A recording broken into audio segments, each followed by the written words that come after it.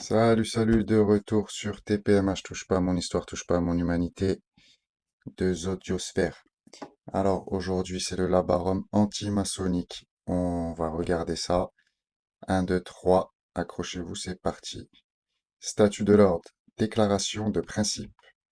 La Ligue du Labarum, fondée à Paris le 19 novembre 1895 et s'inspirant des enseignements infaillibles du pape, vicaire de notre Seigneur Jésus-Christ et successeur de Saint-Pierre, proclame que la franc-maçonnerie, synagogue de Satan, est le grand ennemi actuel de la Sainte Église catholique, apostolique et romaine. En conséquence, la Ligue, due à l'initiative de catholiques résolus à défendre leur Sainte Mère l'Église, même au prix de leur sang, prend le titre de Ligue du Labarum antimaçonnique, ordre catholique militant pour la défense de la foi, des droits et des biens de l'Église contre la franc-maçonnerie. La Ligue entreprend, contre l'infernale secte, une guerre à outrance, défensive et offensive, qu'elle ne cessera qu'au jour du triomphe définitif de la religion, c'est-à-dire au jour de l'avènement du règne social de Jésus-Christ, reconnu roi de France par les pouvoirs publics. Les fondateurs de la Ligue, bien pénétrés des vérités lumineuses répandues sur le monde par l'immortelle encyclique Humanum Genus, ont considéré avec douleur l'immensité des maux et des ruines dont la franc-maçonnerie a été le principe pour l'humanité, et pour l'Église catholique en général, et pour la France en particulier. Ils ont entendu la grande voix du souverain pontife Léon XIII, glorieusement régnant, appelant les peuples à secouer le joug de l'exécrable secte, dont les chefs scélérats sont de vrais suppôts de l'enfer. Ils se sont dit, le pape nous convie à la lutte par les moyens surnaturels et naturels.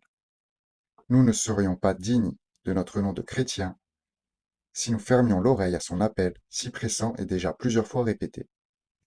L'heure a sonné des résolutions viriles. Le satanique ennemi a juré de détruire jusqu'au dernier vestige de la religion du Sauveur. Partout, il s'avance, gagnant chaque jour du terrain et insultant tout ce que nous avons de sacré. Dans la joie de sa victoire, due à la mollesse des catholiques, qui sont pourtant le nombre et se laissent opprimer. Eh bien, puisqu'il le faut, nous serons les victimes expiatoires. Nous serons les martyrs dont le sang versé avec bonheur sera le remède à cet excès de mal. Nous serons les nouveaux croisés de la guerre à l'antéchrist, maçonnique. Le cœur rempli de haine pour Satan et d'amour pour notre roi Jésus, nous mourrons dans les délices du sacrifice, heureux si notre trépas arrête l'invasion infernale, la fait reculer et suscite des héros pour lui reprendre le terrain qu'une coupable indifférence lui a laissé conquérir. En guerre, puisque le pape l'a dit, Dieu le veut.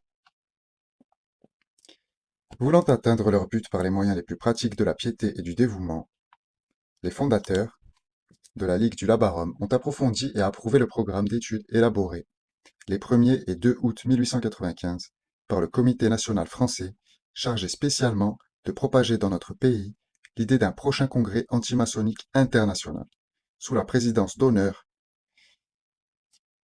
du cardinal Parocchi, vicaire de sa sainteté. Ils ont médité ce programme d'études et ils ont acquis la conviction inébranlable que, pour terrasser la satanique franc-maçonnerie, il est urgent de constituer contre elle une organisation permanente, avec toutes les forces vives qui voudront bien se consacrer à cette œuvre de salut. Ils ont donc adopté ce programme et ils en ont fait la base de leur action militante. Première partie. Pour bien saisir toute l'étendue du mal causé par la franc-maçonnerie, il faut répondre aux questions suivantes. 1. Qu'est-ce que la franc-maçonnerie? 2. Quelles sont les principales ruines déjà causées par elle? 3. Par quels moyens a-t-elle pu causer tant de ravages? 4. Quels sont ses projets pour l'avenir? Alors, qu'est-ce que la franc-maçonnerie? Il faut ici bien préciser son but et indiquer les diverses étapes qu'elle a parcourues pour l'atteindre. Il faut aussi dire quelques mots de son histoire, en négligeant les fables que l'on a su y mêler. Cet enseignement doit être une partie de la mission de tout bon catholique, anti-maçon militant, car il est nécessaire d'instruire le peuple, abusé par la secte, qu'il croit inoffensive, et de l'instruire publiquement. Le bon catholique, anti-maçon militant, doit être un apôtre de la vérité. Au fond, la franc-maçonnerie est l'église de Satan, organisée par l'ennemi de Dieu pour perdre les âmes et avec l'espoir de détruire l'église de Jésus-Christ. Deuxièmement, quelles sont les principales ruines dont nous lui sommes redevables? Elles portent sur tous les points. la vie religieuse et la vie civile, la vie privée et la vie publique, la vie sociale et la vie politique, la vie nationale et la vie internationale, l'enfance, l'âge, mûr, la vieillesse, les idées, les sentiments et les mœurs, les institutions et les lois. Voici les principales. La ruine de la vérité révélée ou le naturalisme en jetant sans cesse le discrédit et la négation sur tout ce qui nous vient directement de Dieu. La ruine de la vérité naturelle ou le matérialisme en accoutumant les hommes à n'envisager que les intérêts matériels, quand elle ne va pas jusqu'à nier l'existence de Dieu et celle de l'âme. Puis, la ruine de la morale en facilitant la corruption dont elle se fait le premier des moyens d'action et en poussant sans cesse les âmes vers la triple concupiscence. Puis, la ruine de la civilisation chrétienne en dénigrant tous les progrès qui sont dus à l'Église et en exaltant sans cesse ce qui a été fait par les païens ou par les ennemis du christianisme. Encore, la ruine de la paix sociale en prêchant la révolte contre l'inégalité des conditions et par la destruction des corporations ouvrières. Puis toujours, la ruine de l'union entre les peuples et la stabilité des États, en fomentant sans cesse les divisions et les révolutions au gré de ses caprices ou de ses intérêts. Enfin, la ruine de l'Église catholique, dans la mesure où elle a pu la consommer, surtout par l'usurpation des États de l'Église. On peut dire encore que la franc-maçonnerie est la mère du militarisme et le principe des charges que le militarisme impose aux nations de l'Europe. On peut dire qu'elle est la mère du socialisme, car en détruisant les vraies notions de l'autorité et de la propriété, elle a préparé les abus de l'une et de l'autre, et motivé la réaction violente qui menace d'emporter la société tout entière vers une nouvelle barbarie. On peut dire enfin qu'elle est la mère du prolétariat moderne, et de la plus grande partie des maux dont souffre la classe ouvrière, car toutes les laïcisations dont elle a été l'inspiratrice ont eu surtout pour résultat d'amoindrir dans les âmes le sentiment de la justice pour les faibles. Troisième partie. Par quels moyens la franc-maçonnerie a-t-elle réussi dans son entreprise? C'est d'abord par l'enseignement, c'est-à-dire par la diffusion de l'erreur. Elle a choisi quelques faits historiques, capables d'être dénaturés, et ainsi dénaturés d'inspirer au peuple le mépris et l'horreur de l'Église catholique. Son organisation, sa discipline, son secret et les crimes devant lesquels elle n'a pas reculé sont d'autres causes de son succès. Il faut y ajouter la complaisance et la complicité des pouvoirs publics, puis l'ignorance, l'indifférence ou même la lâcheté des catholiques. Quatrième partie, quels sont ses projets pour l'avenir? Il est de toute évidence qu'elle aspire à compléter son œuvre néfaste. Il faut le montrer avec des documents précis et bien détachés où elle en est de l'exécution de son programme. Mais il faut que chaque pays analyse exactement le mal qu'elle a accompli chez lui, et qu'on puisse ensuite montrer, par un tableau d'ensemble, les grandes lignes de son œuvre dans le monde entier. Nous attaquons la deuxième grande partie. D'autre part, il ne suffit pas d'instruire le peuple du mal accompli par la secte maçonnique, ainsi que de ses moyens passés et présents et de ses projets futurs. Il est nécessaire également d'étudier la question de la lutte à engager contre la franc-maçonnerie. De là les divisions suivantes de cette importante question. Numéro 1, possibilité de la lutte. Numéro 2, moyens à employer. Numéro 3, organisations à faire. Numéro 1, est-il possible de lutter efficacement contre la franc-maçonnerie et même de la vaincre? Évidemment, ils ont tort, ceux qui la proclament invincible. Mais il ne faut pas se contenter des moyens naturels, car le démon est là. Il y met comme une incarnation de sa puissance, et cette puissance, il la tire de nos péchés. Qui facit pecchatum, servus est peccati. Vous me pardonnerez mon latin. L'Église a pu vaincre le paganisme, toutes les erreurs et toutes les hérésies. Omnia possum in eo quime confortat. Si nous avions employé contre ce nouvel ennemi les moyens qu'employèrent avec tant de succès les premiers chrétiens contre le paganisme antique. La franc-maçonnerie serait vaincue depuis longtemps. Deuxièmement, quels moyens faut-il employer? Des moyens naturels et des moyens surnaturels. Parmi les premiers, il faut placer la diffusion des secrets de la maçonnerie et du mal qu'elle nous a fait. L'encyclique Humanum Genus contient à cet égard les plus précieuses indications. Cette diffusion doit être faite par la plume et par la parole, par le journal et par la gravure, par les conférences privées ou publiques, pour démasquer l'ennemi sur tous les points. Mais les moyens surnaturels sont beaucoup plus nécessaires encore. Sans eux, toute l'action humaine que nous pourrions déployer contre la franc-maçonnerie pourrait tourner contre nous. Parmi les moyens surnaturels, il faut placer d'abord les maximes évangéliques, qui contiennent l'esprit de notre Seigneur Jésus-Christ, et, par suite, l'étude approfondie et la méditation fréquente de l'Évangile. Les maximes du monde et l'esprit naturaliste, dont la franc-maçonnerie s'est fait l'apôtre, et dont elle tire sa principale influence, ne peuvent disparaître que devant l'esprit surnaturel, fortement nourri des maximes de l'Évangile. Il faut y ajouter la prière, la pénitence, l'expiation sous toutes ses formes, et surtout la Sainte Eucharistie. Dans ces trois parties, savoir la messe, la communion, l'adoration réparatrice. Troisième point. Quelle organisation faut-il faire pour rendre efficace la lutte contre la franc-maçonnerie? L'organisation à créer doit être à la fois nationale et internationale. Il faut y mettre l'action privée et l'action publique. Il serait à souhait qu'il fût possible d'avoir un comité permanent international, dont le principal rôle serait de préparer des congrès internationaux, puis d'assurer l'exécution de leurs vœux. Et enfin, de centraliser les documents des divers pays pour en faire bénéficier les divers comités internationaux. Quel concours le tiers-ordre de Saint-François peut-il donner à cet égard? Ne devrait-il pas pour cela recevoir quelques modifications? Comment suppléer à la protection que les hommes d'un pays, spécialement les marins et les commerçants, reçoivent dans d'autres pays, précisément parce qu'ils sont francs-maçons? L'organisation nationale peut varier avec les pays. Elle peut s'attacher à l'organisation civile ou à l'organisation ecclésiastique. Il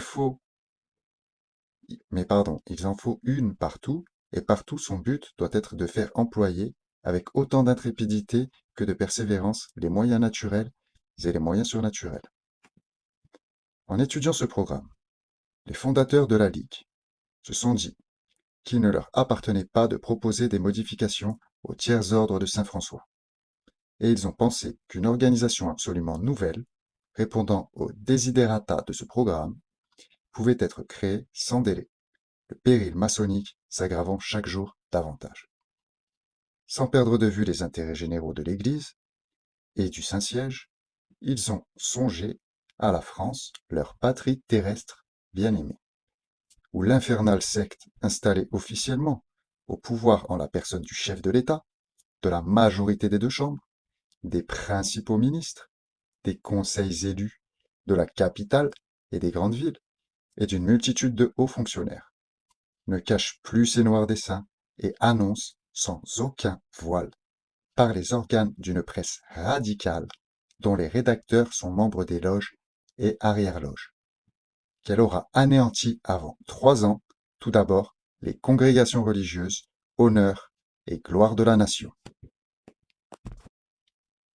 Ils ont jugé qu'il fallait réaliser immédiatement le programme du salut national, donner l'exemple aux autres peuples, respecter toutes les initiatives chrétiennes qui se disposent ou se disposeront à engager la lutte contre la franc-maçonnerie. D'une manière et avec des armes différentes des leurs, se faire même les auxiliaires dévoués de tout comité anti-maçonnique, qui se fonde ou se fondant. Ils ont estimé, enfin, qu'ils avaient une mission à remplir en dehors, mais à côté, de l'œuvre éminemment nécessaire du Congrès antimaçonnique international, car la création d'une ligue antimaçonnique militante ne peut que contribuer au succès de ce congrès, en formant une phalange d'élite de catholiques anti-maçons résolus et bien disciplinés, qui, sans prétendre à aucune ingérence dans la direction de l'œuvre parallèle, en seront les propagateurs actifs, les soutiens assurés et permanents, non seulement pour le premier congrès, mais encore pour tous les congrès futurs.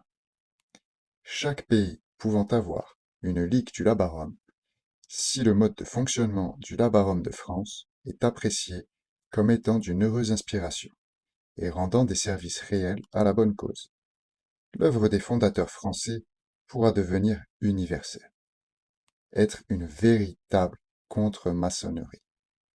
Et d'autre part, aucune fédération nationale ainsi constituée n'ayant prééminence sur les autres, mais tout au contraire, vivant en parfait accord sur le pied de l'égalité chrétienne et sous le contrôle des pasteurs de chaque diocèse. Il s'ensuivra que le labarum antimaçonnique sera à la fois national et international. National par l'indépendance réciproque des fédérations des divers pays. International par sa communauté de systèmes, par sa conformité de mode de fonctionnement, par son unité d'enseignement, de pratique et de procédés de propagande. Tous frères, sans distinction de nationalité, tous frères dans le labarum du Vatican, dans l'obéissance au pape, généralissime de toutes les fédérations de ligueurs. Quatrième point, en conséquence de ce programme, l'action de la Ligue sera double. Elle agira extérieurement et intérieurement. Œuvre d'action extérieure. La Ligue du Labarum n'est pas une société secrète. Elle n'a à cacher aucun de ses enseignements ni aucun de ses actes. Elle exercera son action extérieure en multipliant les réunions de propagande antimaçonnique, où les catholiques non ligueurs seront admis à titre d'invités. Dans ces réunions, ainsi publiques, l'enseignement sera donné aux adhérents pour leur initiation personnelle, mais de telle sorte qu'ils profitent à l'assistance tout entière. Les manœuvres et les ruses, les infamies et les crimes de la franc-maçonnerie seront, en outre, dévoilés par des conférences qu'organiseront les groupes de la Ligue, avec le concours d'orateurs ligueurs ou non ligueurs indistinctement.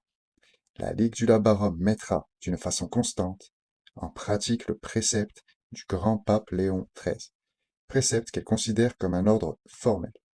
Arrachez à la franc-maçonnerie le masque dont elle se couvre et faites-la voir telle qu'elle l'est. Au surplus, la Ligue maintiendra toujours à ses assemblées un caractère religieux, ses fondateurs ayant la conviction profonde qu'aucune victoire n'est possible sans le secours d'en haut. Par l'exemple de ces réunions, par son mépris absolu du scepticisme et du respect humain, elle propagera l'habitude de la prière dans les sociétés ayant en vue le relèvement de la patrie, habitude que l'indifférence d'un siècle d'impiété a fait perdre et qu'il importe de faire reprendre partout. La Ligue du Labarum s'est donné la mission de réveiller la France chrétienne. Avec l'aide de Dieu, elle la réveillera. Œuvre d'action intérieure, pardonnez-moi.